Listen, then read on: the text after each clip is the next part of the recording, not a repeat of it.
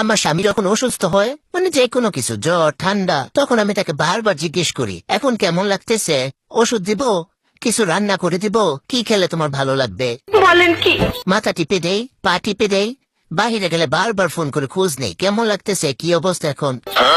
কিন্তু যখন আমি অসুস্থ হই, তখন সে একটাই কথা বলে, ওষুধ খাইছ। ছেলেরা শয়তান।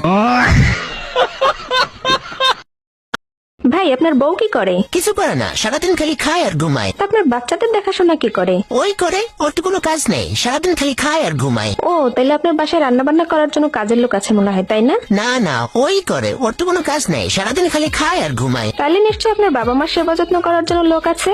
না, আমার বাবা মার সেবা যত্ন ওই করে, ওর তো কোনো কাজ নেই, সারাদিন খালি খায় আর ঘুমায়। হাক বাটা, সবই তো আপনার বউ করে, এগুলো কি কোনো কাজ না নাকি? না মানে ও তো কোনো চাকরি করে না, সারাদিন খালি খায় আর ঘুমায়। যারা ওয়েট করতেছো আমার বিয়ার দাওয়াত খাওয়ার জন্য, অ্যাকচুয়ালি আমি দুঃখিত, আমি তোমাদের কাউকে দাওয়াত দিব না। তোমরা বহুত লুতুপুতু করছো, বহুত প্রেম প্রীতি করছো, ফেসবুকে পর্যন্ত পোস্ট করছো আমার দেখায় দেখায়, কিন্তু একটা প্রেম করায় দেও নাই।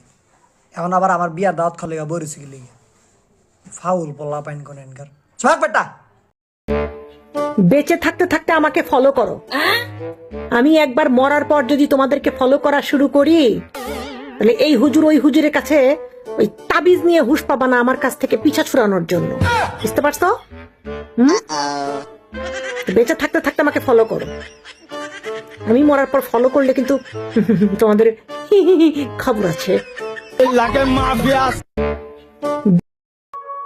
কিরে তুই আজকেও দেরি করে এসেছিস? 9টা বাজে বল। তুমি কে? আমি কে মানে? আমাকে তুই চিনতে পারছিস না? আমি তোর বউ। তুমি তো অনেকদিন আগে মরে গেছো। মরে গেছি? মরে গেছি তো কি হয়েছে? তার মধ্যে তো সব চিন্তা ভাবনা উড়ে গেছে। আমার কি কোনো দায়িত্ব কর্তব্য নাই? কোথায় ছিলি বল এতক্ষণ?